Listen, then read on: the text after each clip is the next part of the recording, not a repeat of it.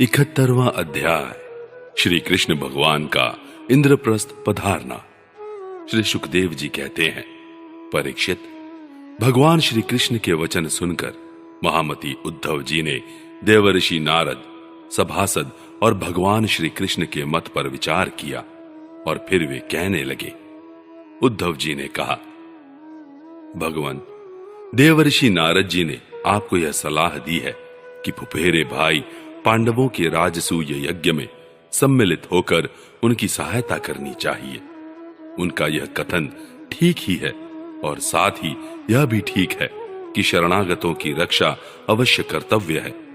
प्रभु, जब हम इस दृष्टि से विचार करते हैं कि राजसूय यज्ञ वही कर सकता है जो 10 दिशाओं पर विजय प्राप्त कर ले, तब हम इस निर्णय पर बिना किसी दुविधा के पहुंच जाते हैं कि पांडवों के यज्ञ और शरणागतों की रक्षा दोनों कामों के लिए जरासंध को जीतना आवश्यक है। प्रभु, केवल जरासंध को जीत लेने से ही हमारा महान उद्देश्य सफल हो जाएगा। साथ ही उससे बंदी राजाओं की मुक्ति और उसके कारण आपको सुयश की भी प्राप्ति होगी।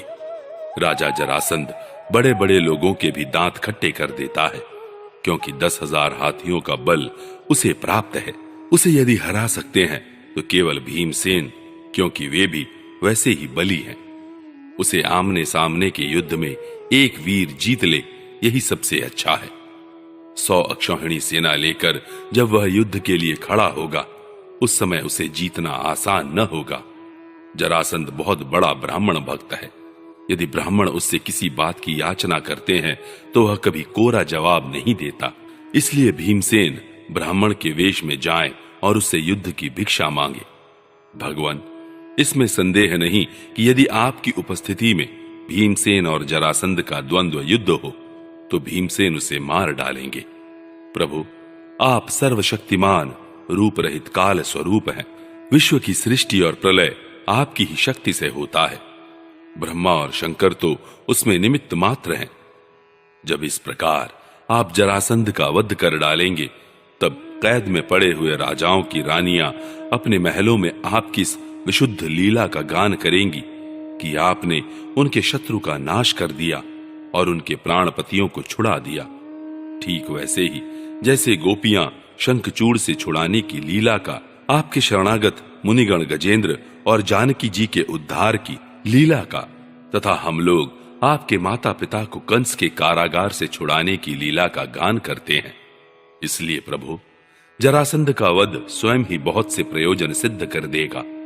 बंदी नरपतियों के पुण्य परिणाम से अथवा जरासंध के पाप परिणाम से सच्चिदानंद स्वरूप श्री कृष्ण, आप भी तो इस समय राजसूय यज्ञ का होना ही पसंद करते हैं। श्री सुखदेव जी कहते हैं, परीक्षित, उद्धव जी की यह सलाह सब प्रकार से हितकर और निर्दोष थी।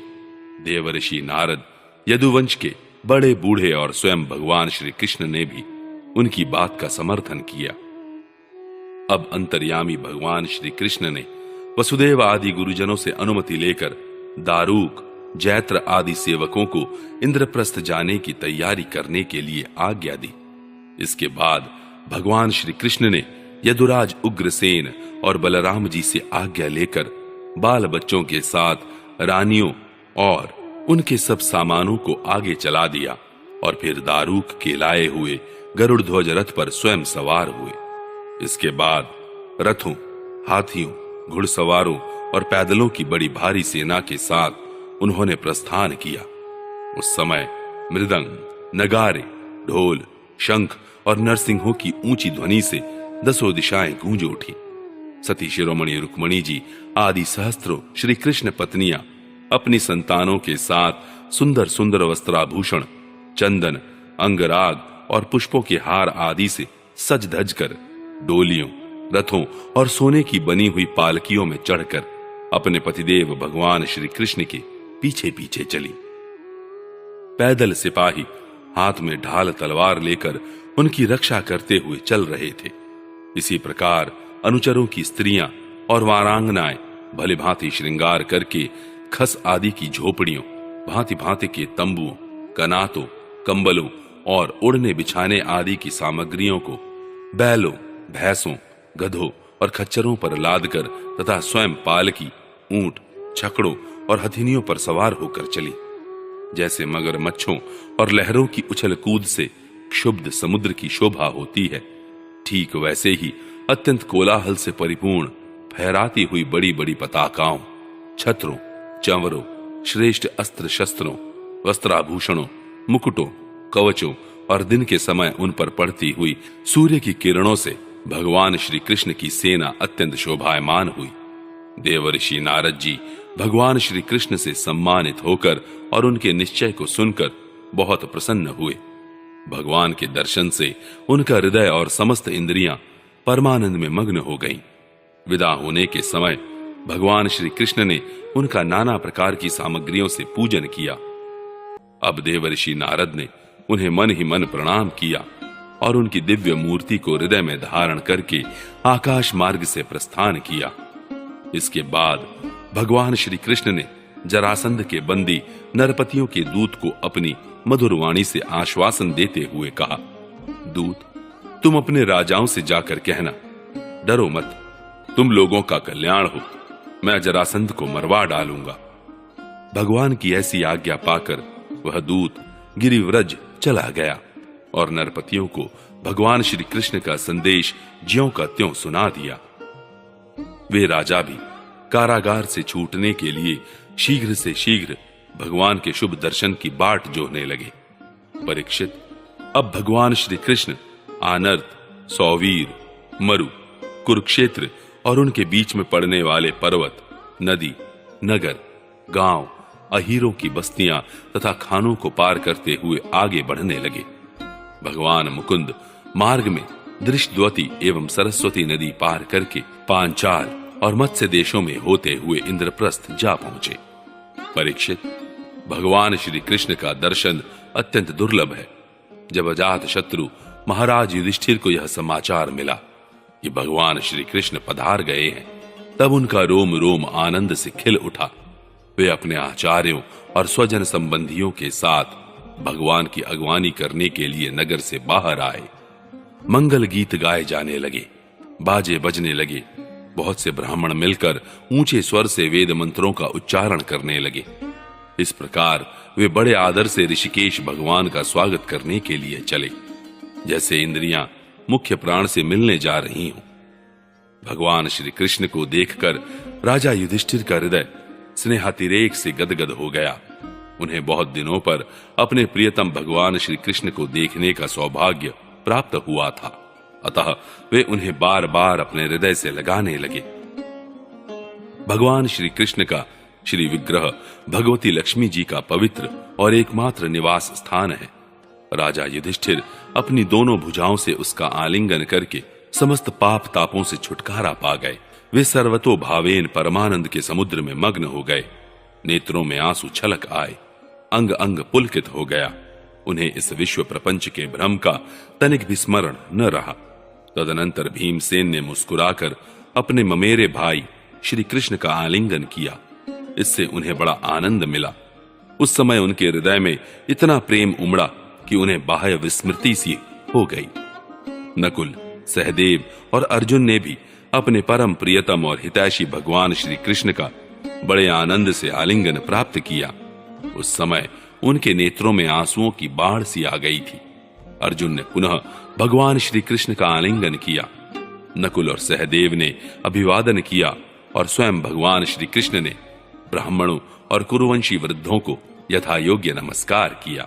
कुरु, सृंजय और केकय देश के नरपतियों ने भगवान श्री कृष्ण का सम्मान किया और भगवान श्री कृष्ण ने भी उनका यथोचित सत्कार किया। सूत, मागध, वंदीजन और ब्राह्मण भगवान की स्तुति करने लगे तथा गंधर्व, नट, विदूषक आदि मृदंग, शंख, नगारे, वीणा, ढोल और नरसिंहे बजा बजाकर कमल नयन भगवान श्री कृष्ण को प्रसन्न करने के लिए नाचने गाने लगे। इस प्रकार परम यशस्वी भगवान श्री कृष्ण ने अपने सुहृद स्वजनों के साथ सब प्रकार से सुसज्जित इंद्रप्रस्थ नगर में प्रवेश किया। उस समय लोग आपस में भगवान श्री कृष्ण की प्रशंसा करते चल रहे थे। इंद्रप्रस्थ नगर की सड़कें और गलियां मतवाले हाथियों के मद से तथा सुगंधित जल से सींच दी गई थी।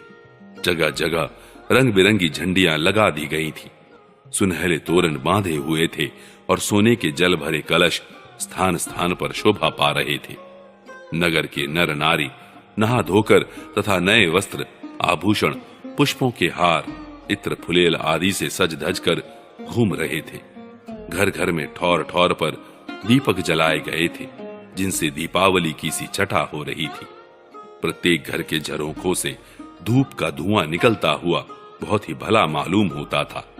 सभी घरों के ऊपर पताकाएं फहरा रही थी तथा सोने के कलश और चांदी के शिखर जगमगा रहे थे। भगवान श्री कृष्ण इस प्रकार के महलों से परिपूर्ण पांडवों की राजधानी इंद्रप्रस्थ नगर को देखते हुए आगे बढ़ रहे थे। जब युवतियों ने सुना कि मानव नेत्रों के पान पात्र अर्थात अत्यंत दर्शनीय भगवान श्री कृष्ण राजपथ पर आ रहे हैं, तब उनके दर्शन की उत्सुकता के आवेग से उनकी चोटियों और साड़ियों की गांठें ढीली पड़ गईं। उन्होंने घर का काम काज तो छोड़ ही दिया, सेज पर सोए हुए अपने पतियों को भी छोड़ दिया और भगवान श्री कृष्ण का दर्शन करने के लिए राजपथ पर दौड़ आई। सड़क पर हाथी, घोड़े, रथ और पैदल सेना की भीड़ लग रही थी। उन स्त्रियों ने अटारियों पर चढ़कर रानियों के सहित भगवान श्री कृष्ण का दर्शन किया। उनके ऊपर पुष्पों की वर्षा की और मन ही मन आलिंगन किया तथा प्रेम भरी मुस्कान एवं चितवन से उनका सुस्वागत किया।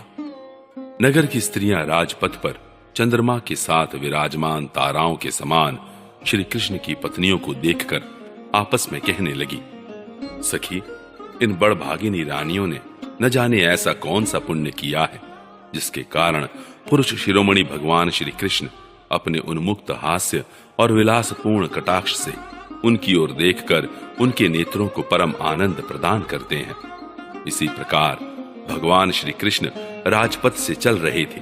स्थान स्थान पर बहुत से निष्पाप धनी मानी और शिल्पजीवी नागरिकों ने अनेकों मांगलिक वस्तुएं ला लाकर उनकी पूजा अर्चा और स्वागत सत्कार किया। अंतःपुर की स्त्रियां भगवान श्री कृष्ण को देखकर प्रेम और आनंद से भर गईं।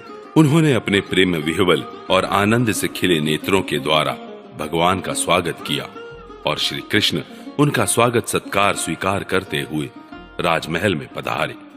जब कुंती ने अपने त्रिभुवन पति भतीजे श्री कृष्ण को देखा, तब उनका हृदय प्रेम से भर आया। वे पलंग से उठकर अपनी पुत्रवधू द्रौपदी के साथ आगे गईं और भगवान श्री कृष्ण को हृदय से लगा लिया। देव देवेश्वर भगवान श्री कृष्ण को राजमहल के अंदर लाकर राजा युधिष्ठिर आदर भाव और आनंद के उद्रेक से आत्मविस्मृत हो गए। उन्हें इस बात की भी सुधि न रही कि किस क्रम से भगवान की पूजा करनी चाहिए। भगवान श्री कृष्ण ने अपनी फूआ कुंती और गुरुजनों की पत्नियों का अभिवादन किया। उनकी बहन सुभद्रा और द्रौपदी ने भगवान को नमस्कार किया।